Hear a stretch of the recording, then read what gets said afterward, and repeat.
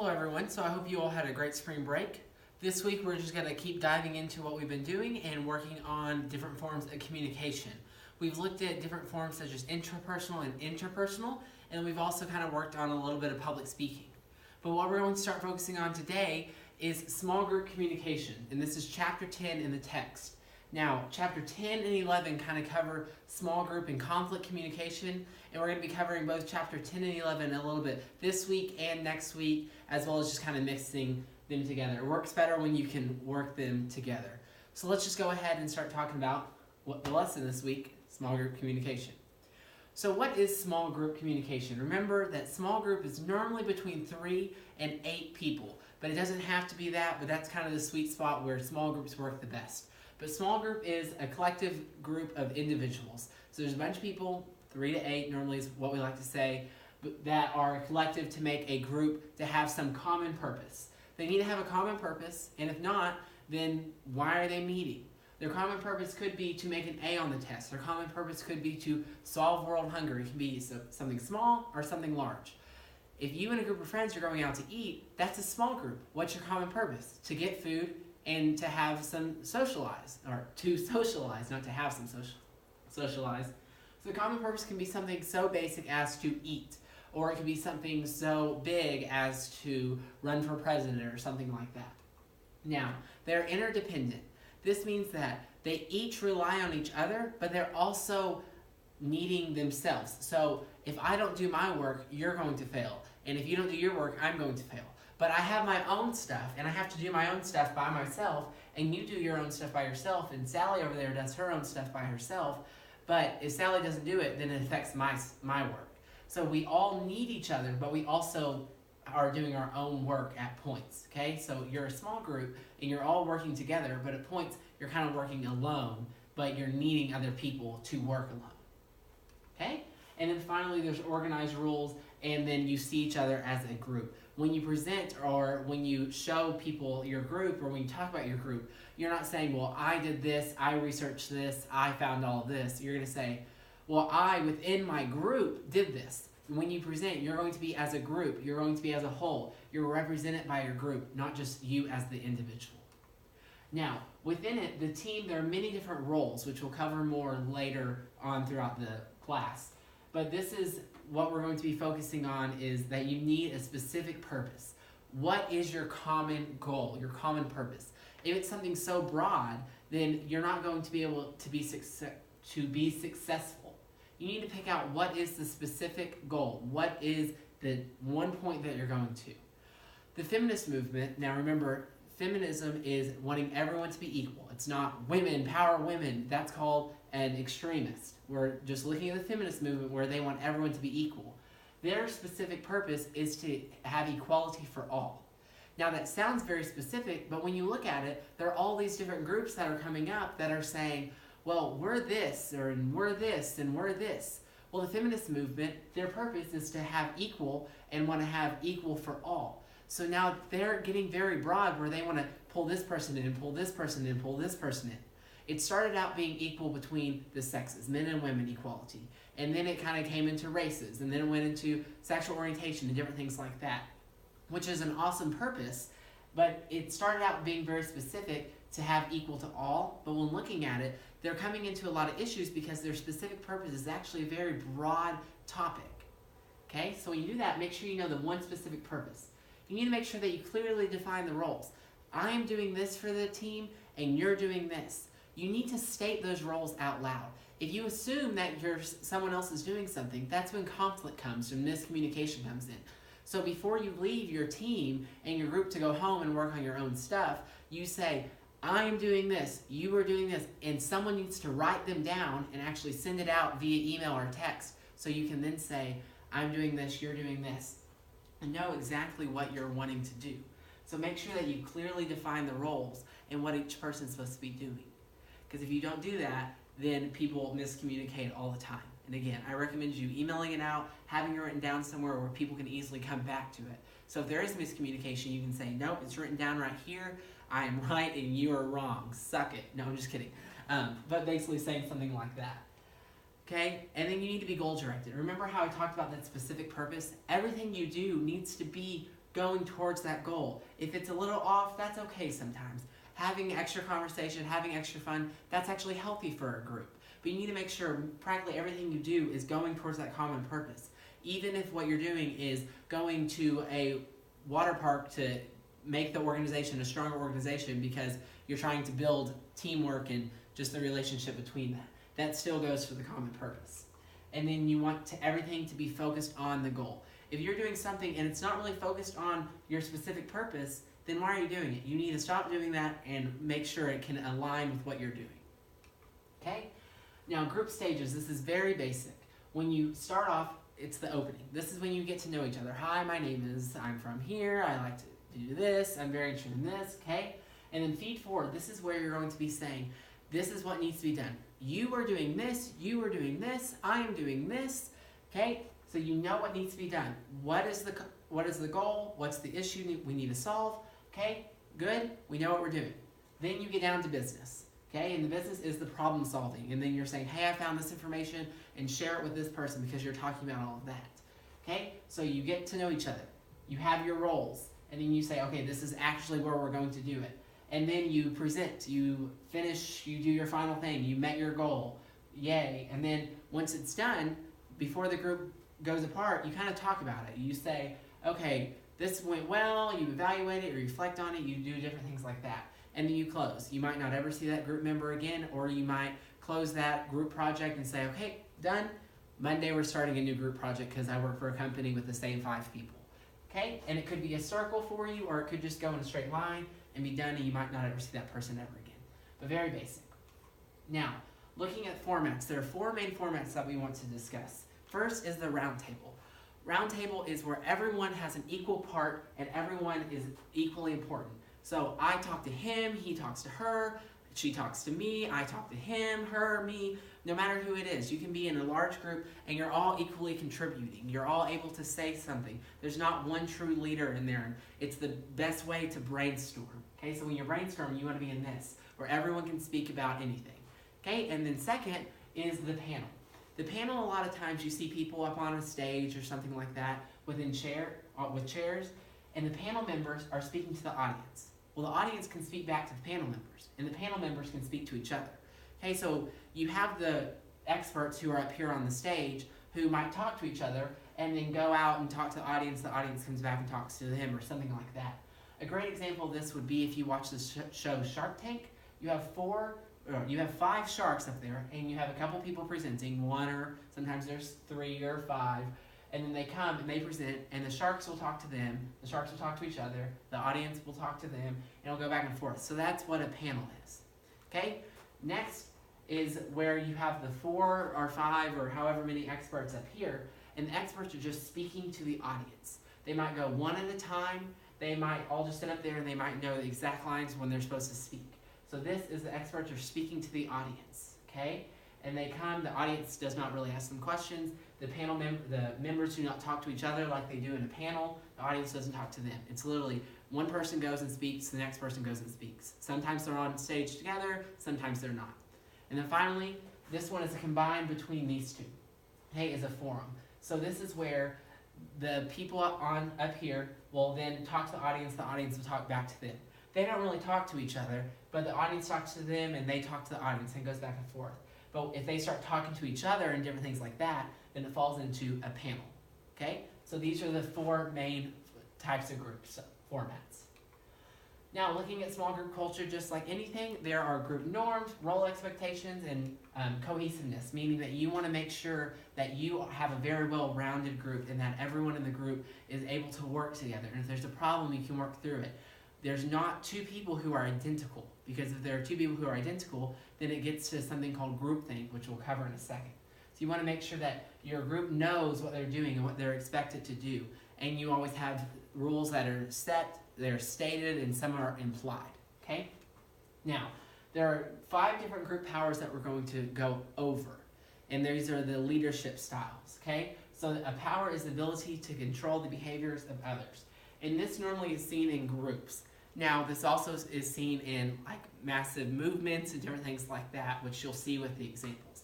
But we're going to cover 5, and this is going to be part of your activity or your participation and your discussion. So the first one is legitimate. So with legitimate, this person is actually the boss.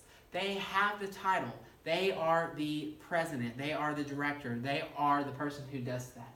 Okay, so they are the boss, no matter how bad they are. A TV example of that would be Michael Scott off The Office. He is legitimately the boss. Okay?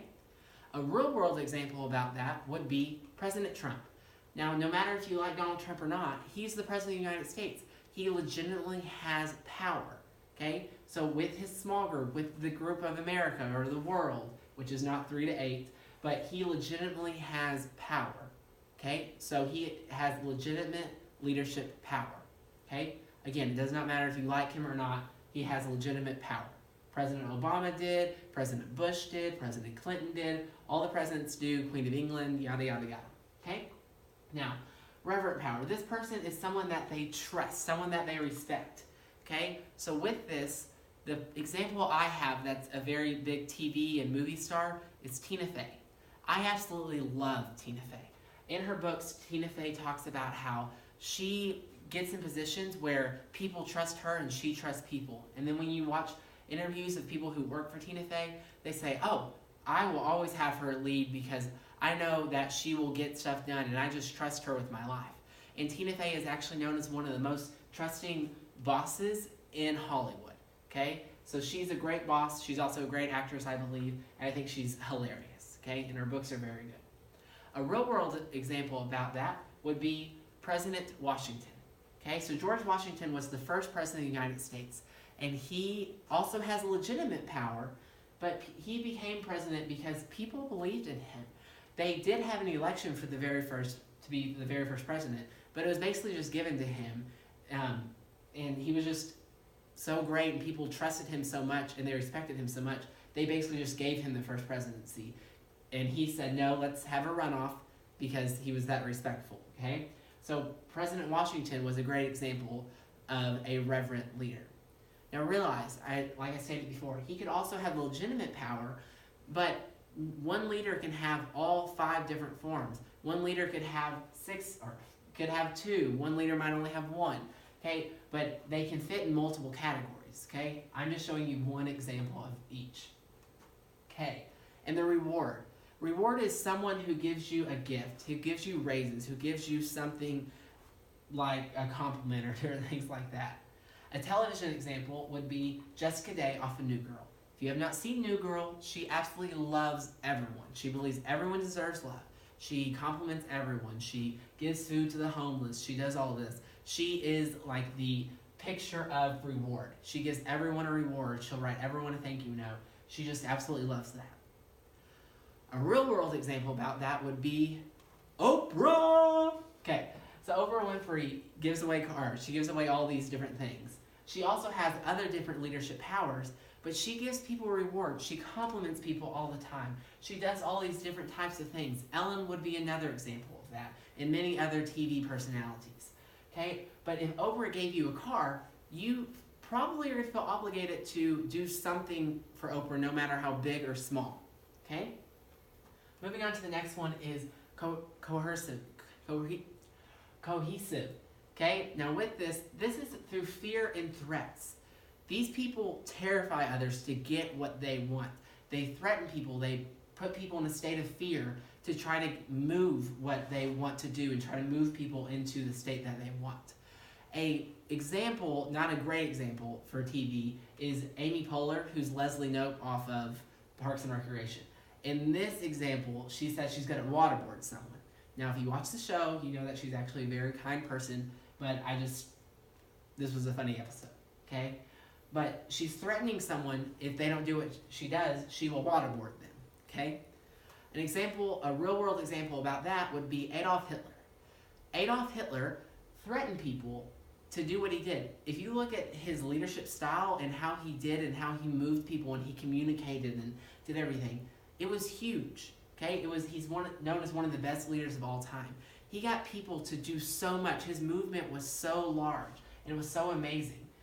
Now, what he was doing, a lot of people don't agree with. So I'm not saying that what he did was great, but his leadership style was great. But he threatened people.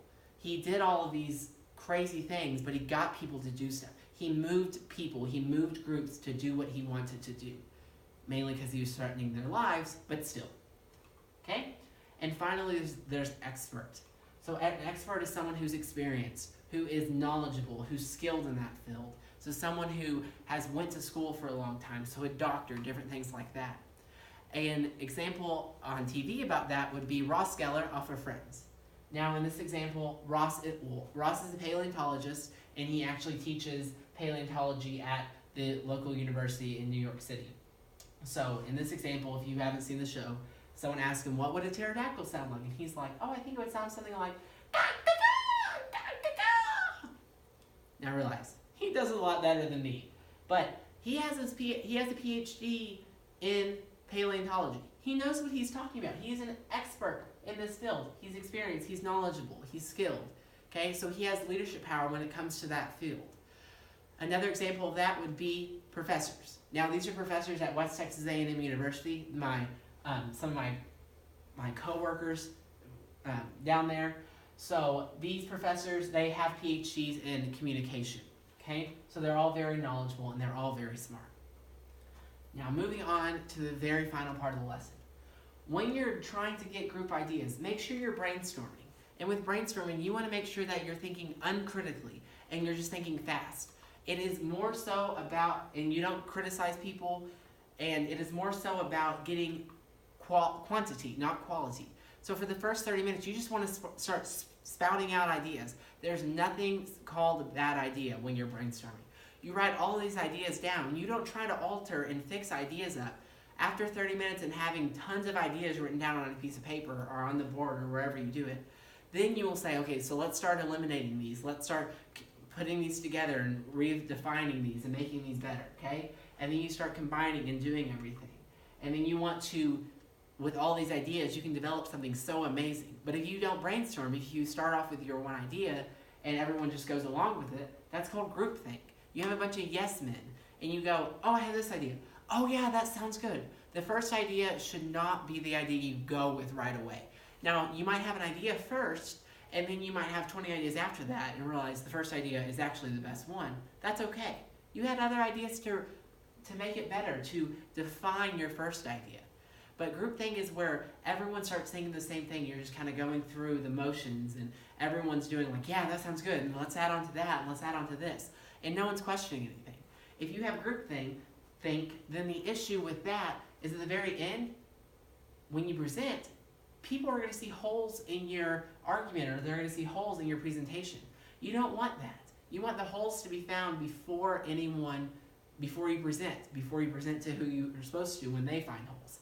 I always tell people, if you have an idea, show it to someone. If you're scared that they're going to look at it and criticize it, well, realize if you have a solid idea that's 100% ready to go, someone will look at it. If they question something, you have an answer for it, and you don't have a hole in there, so they're going to be like, oh yeah, that sounds good, and then it's going to move on. But if they question it and you don't have an answer for it, then you're going to be able to be like, hey, that's a hole that I need to fill, and then you're going to figure out an answer for that. So make sure you're not group thinking when you're in a group. Now moving on, with personal growth, you want to make sure that your groups, that you're invested in it, that you encounter the group, that you have training for it, and you're talking to people, and that you're actually listening to everyone's idea, okay? And you're keep going with the group, and you're actually growing from it. You're not just doing it and being done. You're trying to learn from each person. Everyone has their own strengths. Everyone has their own weaknesses. So when you're in a group, learn from the people's strengths. Look at their weaknesses and try to figure out how you can help their weaknesses and how they can help your weaknesses. Okay? And then finally is the problem-solving sequence. Now, when there's an issue, you need to make sure that you try to resolve the conflict.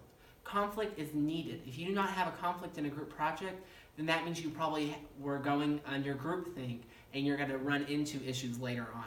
So when you have a problem, and this can go into an interpersonal relationship as well, you want to first define and analyze the problem.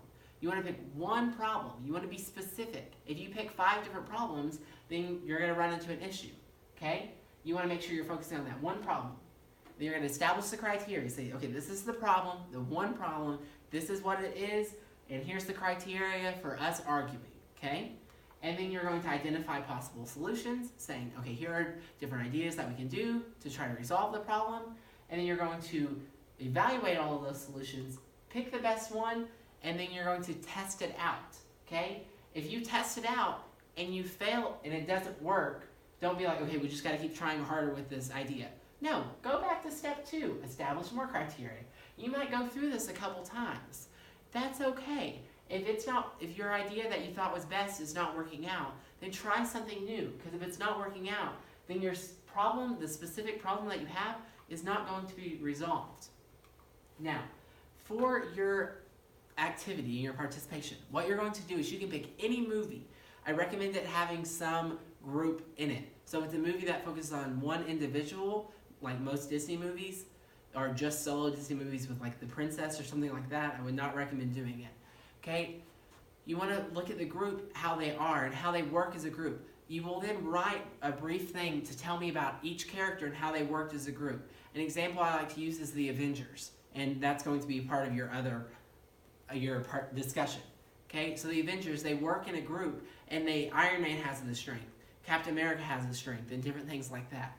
Okay, so talk about their different leadership styles and different things like that, and how they apply this to the group, and their weaknesses for the group is this, and they had conflict here, and this is how they resolved it. I don't need to know the plot of the movie. I just want to know what movie you did, and just tell me about the characters. List them out and say, this character is like this and this, and then this character is like this and this, okay? And then for discussion, I have a PowerPoint posted that you're just going to go through, and I have 5 superheroes from the Avengers on there. You're going to go through and see, oh look, Captain America. This is his leadership style. Now realize, Captain America might have 3 leadership styles. He might have 5 leadership styles. He might have 1.